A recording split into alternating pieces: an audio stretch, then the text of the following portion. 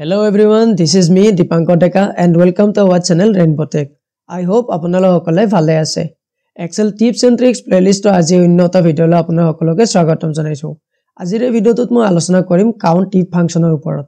ইয়াৰ আগৰ ভিডিও বিলাকত মই অলৰেডি বিভিন্ন ধৰণৰ ফাংচনৰ ওপৰত আলোচনা কৰিছো। যদি এতিয়ালৈকে ভিডিও বিলাক চোৱা নাই, ডেসক্ৰিপচন সেকশন বা আই বাটনত লিংক পাই যাব, তাৰ পৰা ভিডিও বিলাক চাব পাৰে।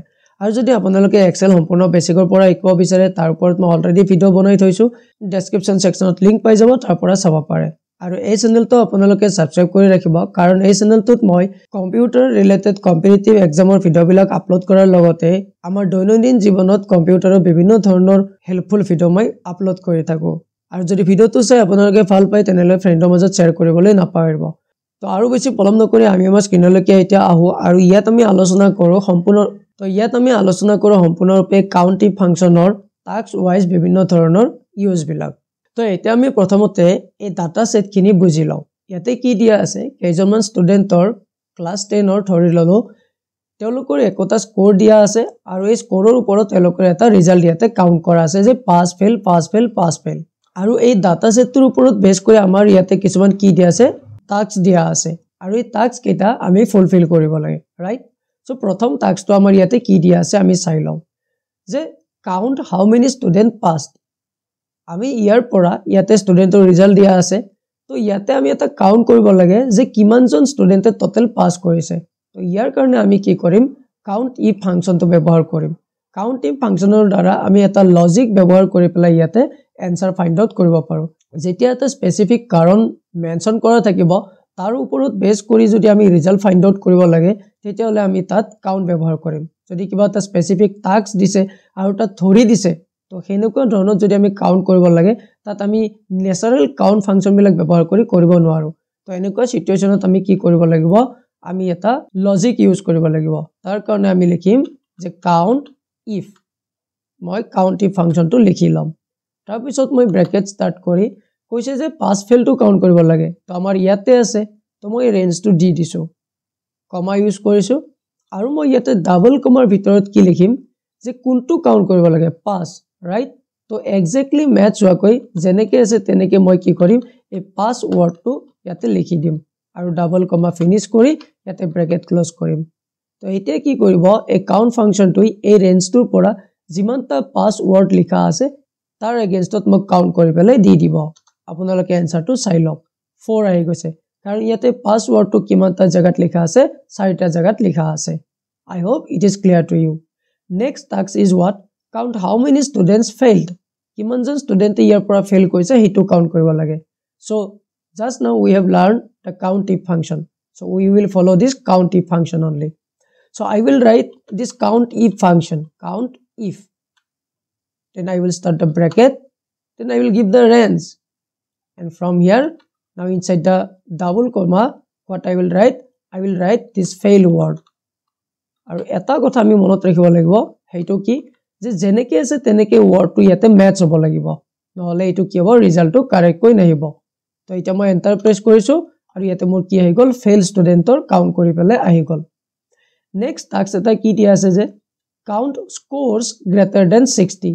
যে ইয়াৰ পৰা আমি স্কোৰটো কাউন্ট কৰিব লাগে যিকেইটা স্কোৰ 60 ৰ ওপৰত হয়, লাইক 89, 92, 78 এইকেইটা আমি কাউন্ট কৰিব লাগে। কিমানটা ইয়াতে কি আছে, 60 ৰ ওপৰত আছে।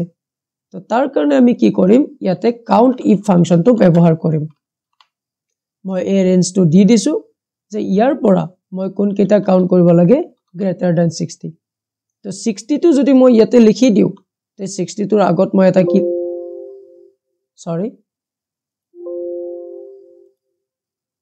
তে 60 টোৰ আগত মই এডাল কি দিব লাগিব, ইয়াতে গ্ৰেটাৰ সাইন দিব লাগিব। তাৰ পিছত মই ইয়াতে আহি পেলাই মই ডাবল কমাটো ফিনিশ কৰি ব্ৰেকেট ক্লোজ কৰি এন্টাৰ প্ৰেছ কৰিম আৰু ইয়াতে আমাৰ ৰিজাল্ট আহি যাব। তে 60 ৰ ওপৰত কিমানটা আছে, ইয়াতে টোটাল 3টা আছে। নেক্সট টাস্কটো মোক ইয়াতে কি দিয়া আছে যে count scores less than 40। যে 40 ৰ তলত কিমানটা স্কোৰ আছে ইয়াতে কাউন্ট কৰিব লাগে। আমি ইয়াতে কি কৰিছিলো, গ্ৰেটাৰ দেন দিছিলো, ৰাইট? যদি মই ফৰ্মুলা বাৰটো চাও, তো এইবাৰ আমি ইয়াতে কি দিম, আমি ইয়াতে এইবাৰ দিম লেস দেন সিম্বলটো, ৰাইট? Less than symbol. প্ৰথমতে মই ৰেঞ্জটো দিব লাগিব, মই কমা দি লৈছো, ডাবল কমা ওপেন কৰিছো আৰু ইয়াতে দিছো যে less than 40 যে less than 40 যিমানটা আছে ইয়াতে কি কৰিব লাগে কাউন্ট কৰিব লাগে এতিয়া যদি মই এন্টাৰ প্ৰেছ কৰো ইয়াতে 1 আহি যাব কাৰণ কিয় ইয়াতে less than 40 মাত্ৰ ইয়াতে এটাই আছে এইটো হৈছে 30 তো ইয়াতে এটা আহি গল আই হোপ আপোনালোকে বুজি পাই আছে আপোনালোকে মোক কমেন্ট কৰি জনাব যে এইবিলাক আপোনালোকে বুজি পাই আছে নে নাই যদি বুজি পাই আছে মোক কমেন্টত আপোনালোকে বুজি পাইছো বুলি লিখি দিব আৰু যদি ভিডিওটো চাই ভাল পাইছে তেনলে ফ্ৰেণ্ডৰ মাজত শেয়াৰ কৰিবলৈ নাপাহৰিব আৰু যদি ভিডিওবিলাক ইন্টাৰেষ্টিং লাগি আছে তো লাইক কৰিবলৈ নাপাহৰিব okay now we are moving to our next task what is the next task count score exactly equal to 55 যে হেইকেটা স্কোৰ মোক ইয়াৰ পৰা কাউন্ট কৰিব দিছে যেটো exactly 55 হয় অৰ্থাৎ equal to 55 কিমানটা আছে স্কোৰ এইটো কাউন্ট কৰিব দিছে তো এটা লজিক দি আছে ৰাইট এটা আমাক সিচুৱেচন দি আছে এই সিচুৱেচনটোৰ ওপৰত বেস কৰি পেলাই আমি আনসাৰটো ফাইন্ড আউট কৰিব লাগে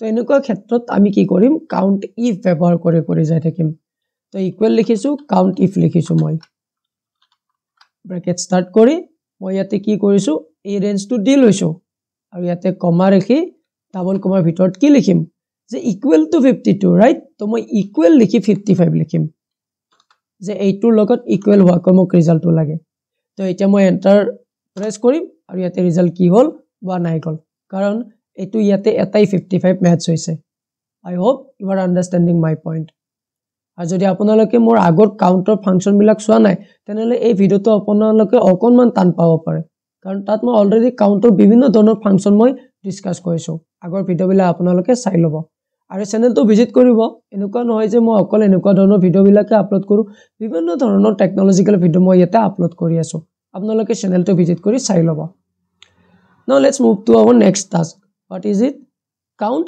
names starting with a আমি ইয়াৰ পৰা a ৰে a alphabetৰে start হোৱা কি কৰিব লাগে নেম বিলাক কিমানটা আছে কাউন্ট কৰিব লাগে আমি ইয়াতে জানো Ananya and amit these two names are started by the a now we have to count here like how many names are here which is started by a ইয়াতে কাউন্ট কৰিব লাগে তো আমি ইয়াতে লিখিম equal count if মই ৰেঞ্জটো দি লৈছো মই কমা লিখি ইয়াতে লিখিছো কি লিখিম এতিয়া মই লিখিম যে a এৰে যিকেইটা স্টাৰ্ট হৈছে তো এৰে স্টাৰ্ট হোৱা হৈ থকা এৰে কাউন্ট হৈ থকা এটো কন্টিনিউয়াস বুজাবৰ কাৰণে মই ইয়াতে কি দিব লাগিব ষ্টাৰ সিম্বলটো ইয়াতে ব্যৱহাৰ কৰিব লাগিব ওকে মই ডাবল কমা ফিনিশ কৰি ব্ৰেকেট ক্লোজ কৰিছো এন্টাৰ প্ৰেছ কৰিছো and boom here we got 2 right because amit and ananya these twos are started by the a character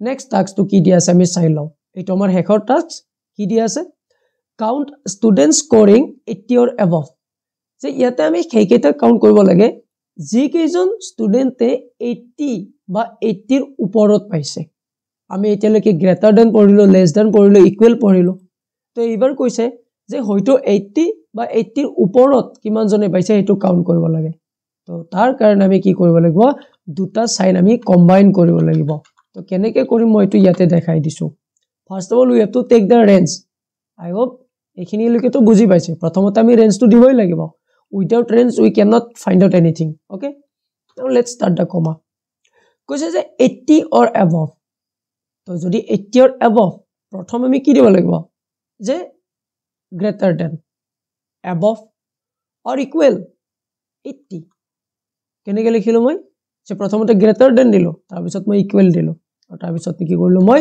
কমাটো close কৰি ব্ৰেকেট ক্লোজ কৰিলো হয়তো 80 ৰ ইকুৱেল বা 80 ৰ greater than এইটোই তেনেকুৱা কৈ বুজাব এন্টাৰ প্ৰেছ কৰিছো আৰু ইয়াতে চাই লৈছো what result we got 2 let's check 1 then 2 only these two এই দুটা কি হয় 80 ৰ ওপৰত হয় ওকে যদি মই ইয়াতে এটো 40 ৰ জায়গাত যদি মই ইয়াতে 80 লিখি দিও আৰু ইয়াতে কি আহি যাব আপোনালোকে নিজে চাই লওক 3 আহি যাব কাৰণ এটো 80 or above লিখা আছে যদি 80 ও পায় এটো কি হ'ব ইয়াতে 3 হৈ যাব I hope you understand this all tasks for this count if function.